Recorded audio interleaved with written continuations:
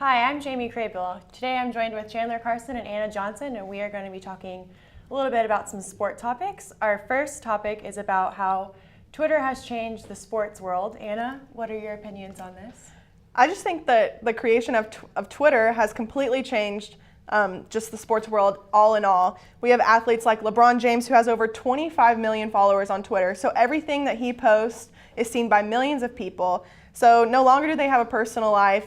Everything that they put out there is, somewhat sponsored, somewhat advertisement. You see a lot on Twitter. Also, instances like Ezekiel Elliott the other day tweeting, 40 plus carries must be nice.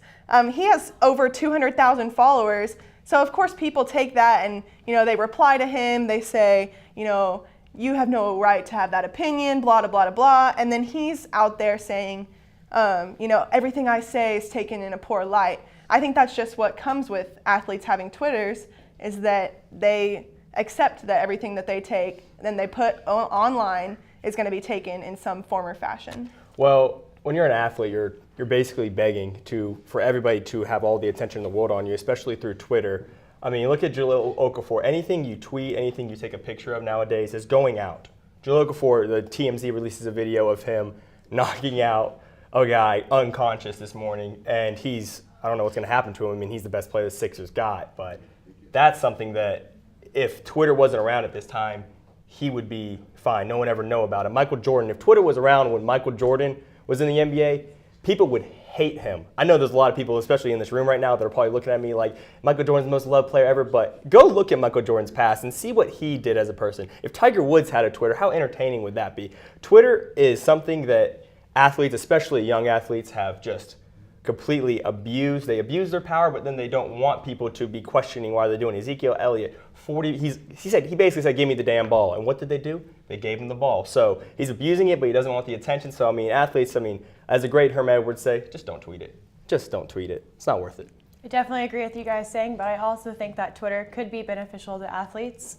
For example, if an athlete did mess up, they could go to Twitter to explain what they did and why they did that. So I think there are some positives with that. Our next topic is why some people have problems with females covering sports. For example, Jessica Mendoza is one of the first females to cover an MLB playoff game, and a lot of people were tweeting negative things about her appearance. She's so attractive, or why is a female covering this? She doesn't have any knowledge, even though she is a former U.S. Olympic gold medalist. So what are your opinions on why people think that she couldn't cover it? I think it's just a stereotype in what this generation has grown up in, especially the older generation, the people that are in their 30s, 40s. They didn't see females covering sports when they were younger. My dad told me that he never until about mid-90s ever saw a woman covering sports. And the fact that women now are, if you look around on ESPN, I don't think there's only one show I can think of off the top of my head, which is highly questionable, which is a very highly questionable show if you ask me. It's a show that is the only one I've seen that doesn't have a women covering it, and I think that women are starting to migrate their way into all of the aspects of the journalistic world in sports. You see almost every single sideline reporter is now a journalist that is female, and you don't see males doing that much more anymore, I guess. I don't know, wordplay. We're getting off topic, but back to the point. Women are making strides, and I think it's going to continue to happening. And I think it's just, I'm okay with it. So, I'm a guy, so I don't know. What do I know? I think there's a difference between people saying that women don't understand sports and can't go up there and say stuff like do commentary for sports, and understanding that there's still a larger amount of men that understand sports. Obviously, if you look at baseball, football, basketball, there's so many more men in all of those sports that play, and those are the guys that go on TV and make that commentary. And I think a lot of people, when they see a woman, they just automatically freak out and say, women can't cover sports. That's not their field. But I think people need to understand that even though there are less women out there that understand sports, not all women are completely dumb when it comes to sports. There are women that understand it. I will say this, though, and somebody watching TV doesn't want to see me, a guy that never played college football, professional football, covering the sport. The same can be said for women. It's just what people want to see now, and it's the Ray Lewises of the world who, don't get me started on that, the Charles Barkleys. It's just, that's what they want to see, and they're going to see it for the near future at least. I agree with everything you guys said. And to wrap things up, our last topic, what do you guys think on Kobe's legacy that he's leaving behind? I'll let you go first.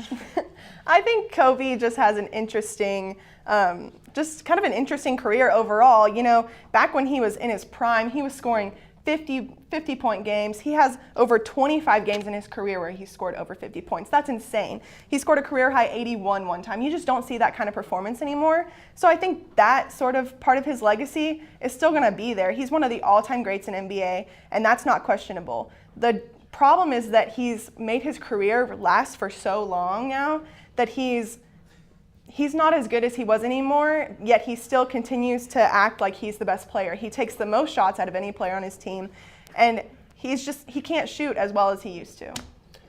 I'm not going to remember Kobe Bryant for dropping 81 points, the second highest total in NBA history in one game. I'm not going to remember Kobe Bryant for scoring 50 straight points in 4 straight games.